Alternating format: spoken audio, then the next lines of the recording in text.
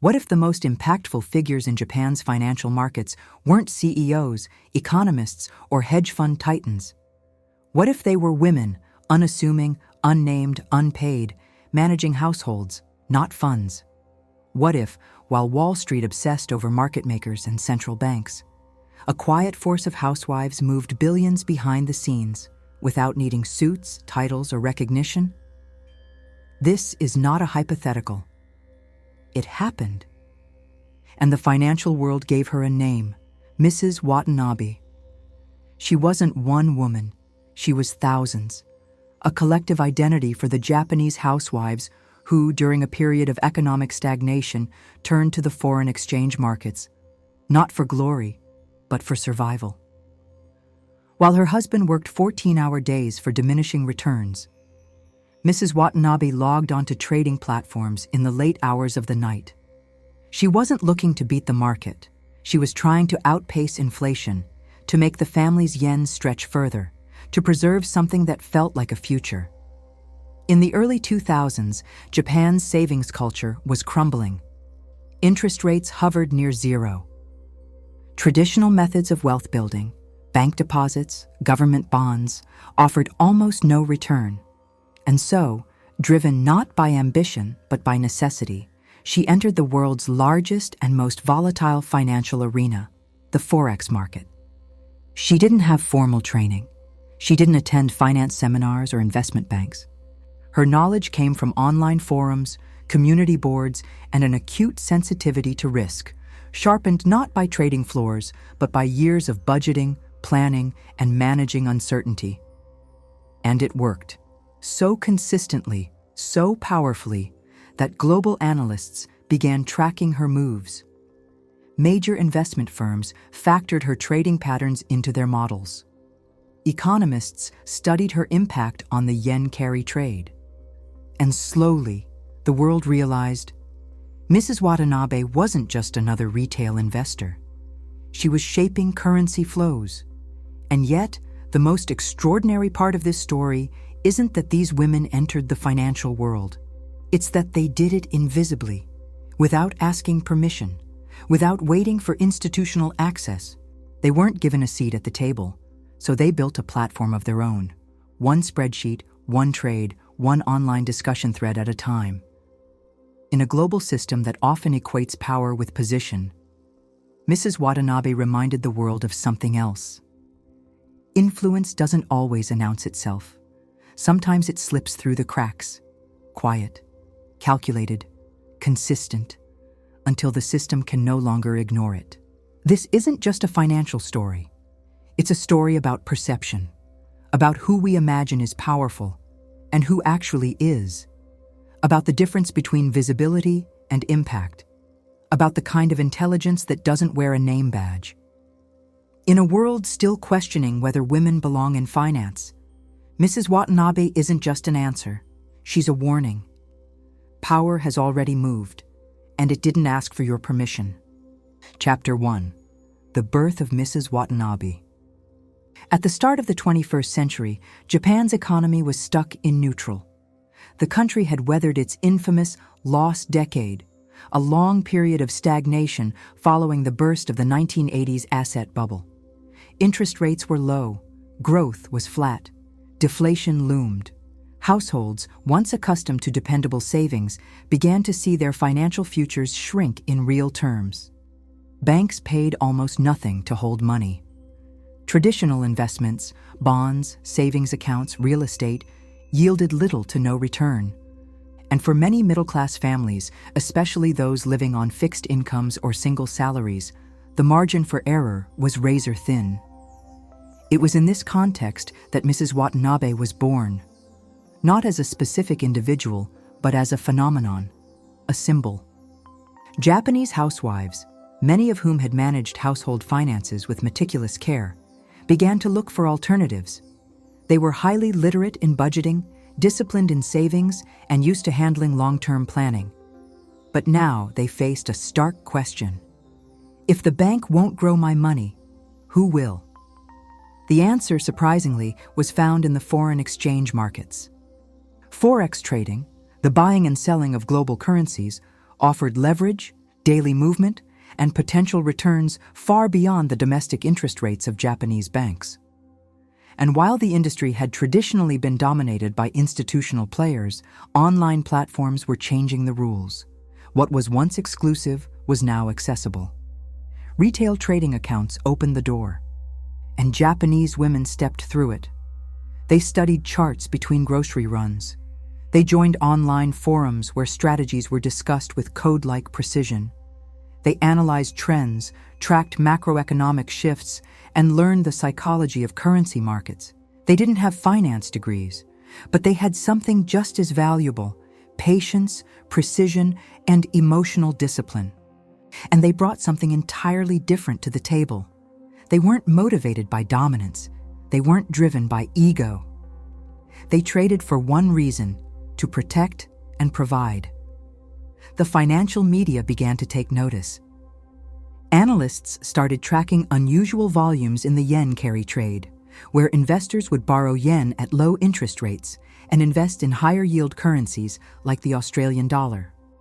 Much of this volume, they discovered, was coming from Japanese retail investors, and many of them were women.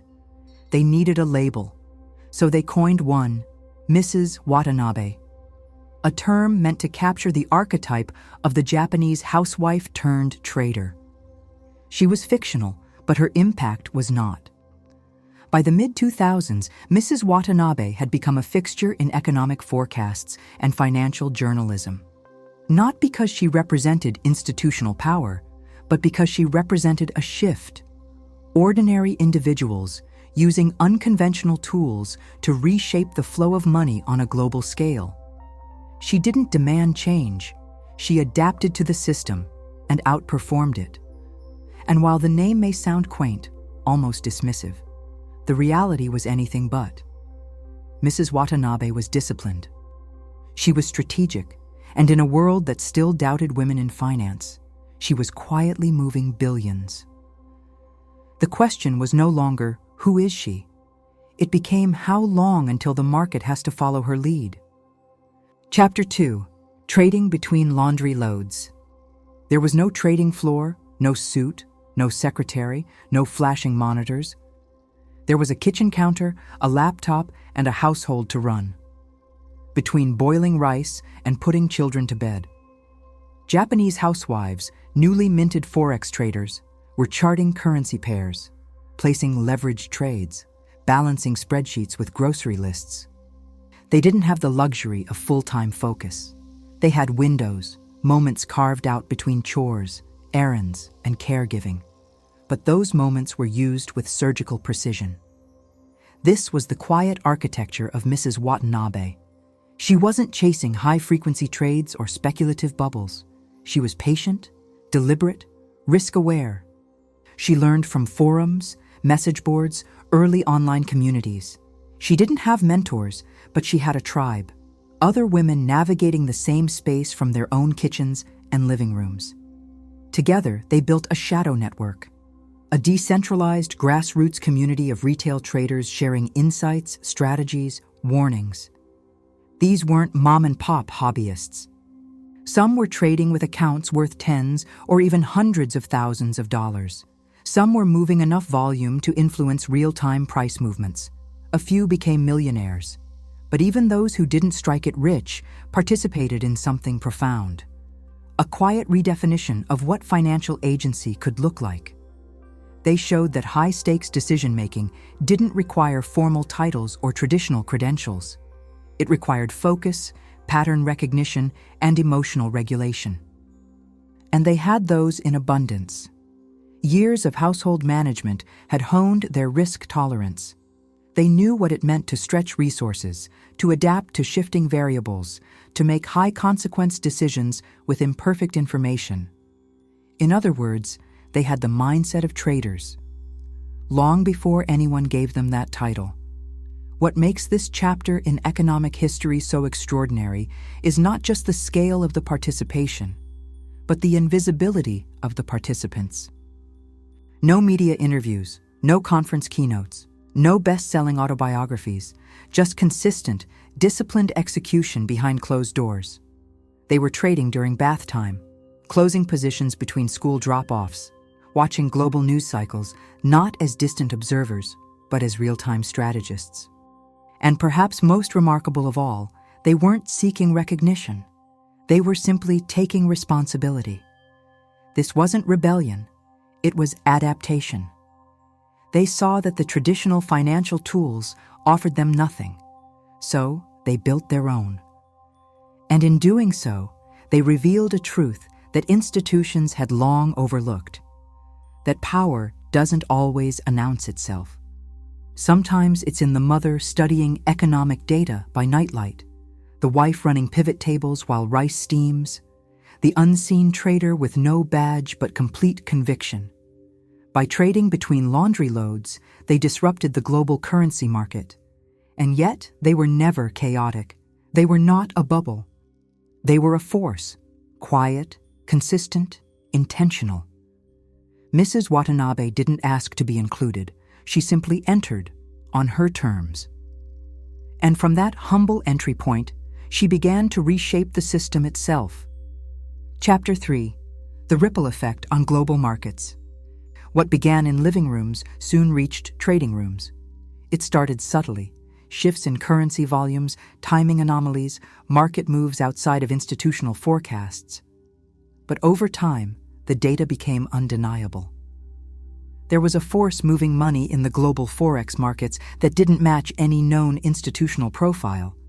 Analysts dug deeper. They traced the patterns to Japan's retail investor surge, particularly women operating independently through online trading platforms. The scale, once dismissed, now demanded attention. This wasn't noise, it was signal, and the signal was clear. Mrs. Watanabe was moving the yen.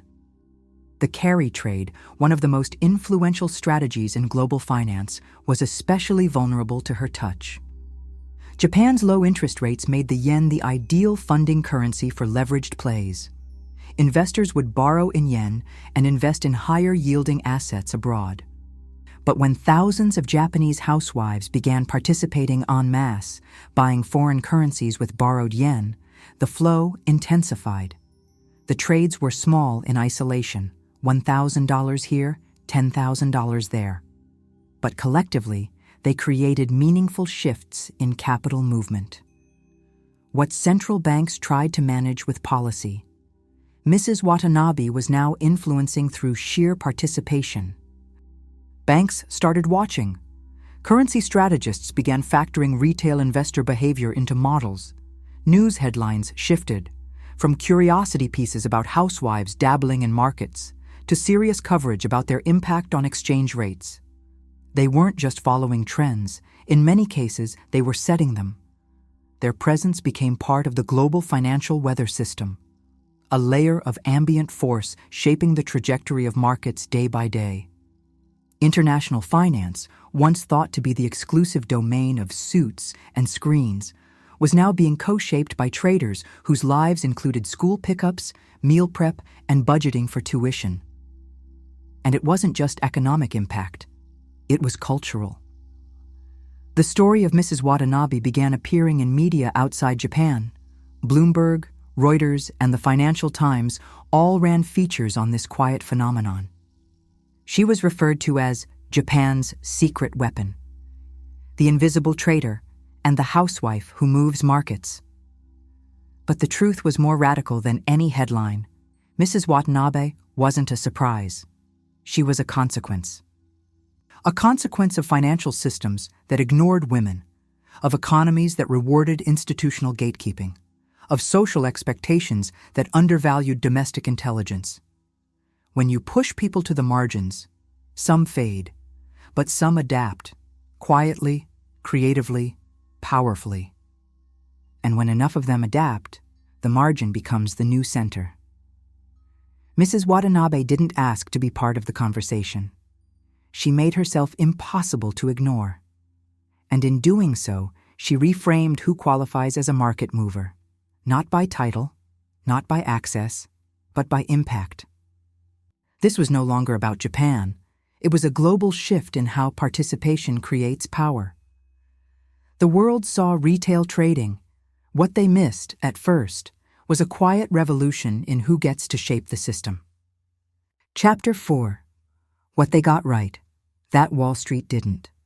Wall Street runs on adrenaline, high-frequency trades, quarterly returns, performance bonuses. It rewards speed, confidence, and visibility. But Mrs. Watanabe played a different game. She wasn't chasing alpha. She wasn't managing billions in client assets or pitching her track record to investors. She was managing her family's future, one trade at a time. And ironically, that made her a better trader. Where Wall Street leaned into risk, she leaned into discipline. Where hedge funds were driven by competition and ego, she was driven by purpose and precision. She didn't need to impress anyone.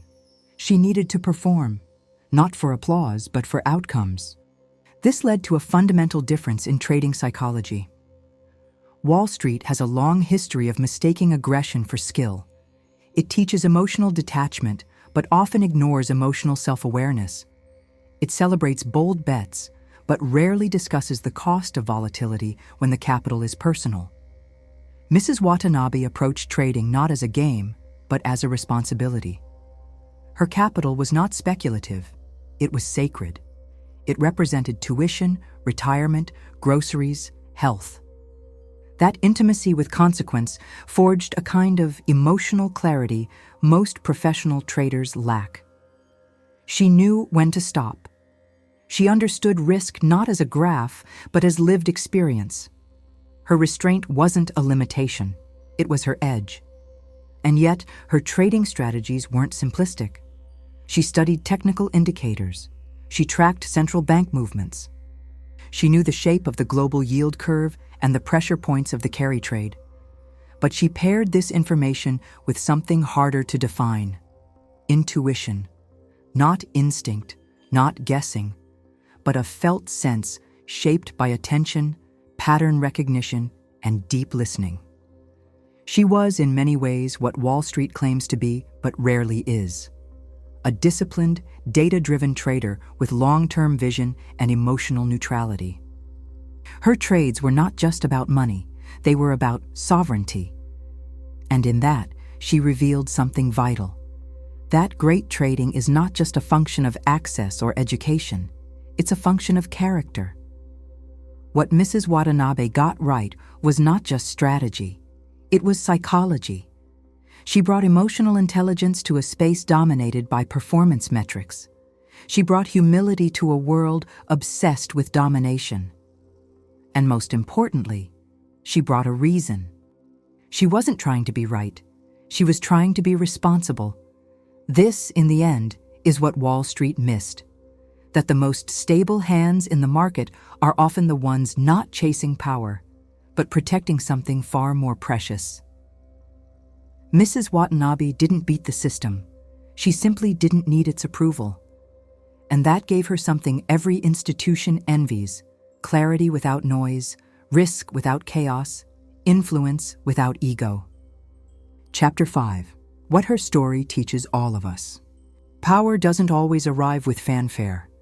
Sometimes it begins in silence, in the moments between obligations, in the spaces the world overlooks. Mrs. Watanabe didn't start with capital. She didn't start with credentials. She started with questions. What else can I do with this money? What is the risk of doing nothing? If the system doesn't serve me, can I find another way? The answers didn't come from textbooks. They came from trial, error, and deep attention. And in the process, she taught us something bigger than market mechanics. She taught us that influence begins not with access, but with intention. Her story isn't just for women. It isn't just for traders. It's for anyone who has ever been underestimated, anyone who has ever worked in the shadows, anyone who has been told they don't belong in a certain room. Because Mrs. Watanabe didn't ask to be included. She didn't knock on the doors of institutions that had already dismissed her. She built something outside those walls. Something quiet, something resilient, something powerful enough to shift a global market. And in doing so, she flipped the script. She proved that financial literacy isn't the property of the elite, that discipline isn't the trademark of men in suits, that intuition, care and responsibility, long dismissed as soft skills, are in fact the foundations of strategy. She didn't perform power, she practiced it. And that's what makes her story essential now. We live in a time where visibility is often mistaken for value, where loud voices drown out quiet intelligence, where systems still sideline those who don't fit the traditional mold. Mrs. Watanabe reminds us, power doesn't need to be loud, it needs to be real. Her journey wasn't a rebellion, it was a reclamation of agency, of dignity, of economic presence. She didn't need to change who she was to participate in finance. She brought her full identity into it, unapologetically. And the market responded. So wherever you are, whoever you are, remember this. You don't need to wait for an invitation. You don't need to match someone else's form of influence. You don't need to fit the mold to shape the future. You simply need to start, quietly, deliberately, relentlessly. Because the world will not always announce its need for you. But if you show up with intention, it will eventually adjust to your presence. Just like it did for Mrs. Watanabe.